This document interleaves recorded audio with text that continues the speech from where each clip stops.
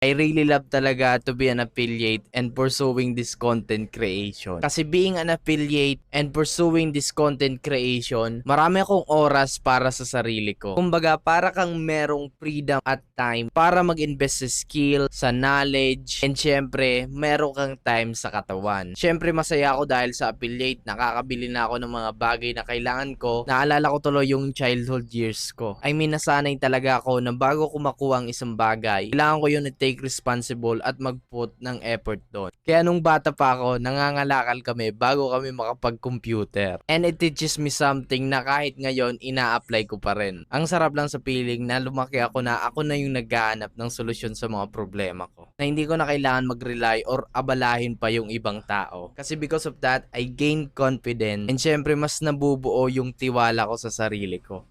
Ako si Jess, isang normal na tao na sinusubukang ayusin ang buhay niya. At eto ang episode 14 ng self-improvement journey ko. Have a great day.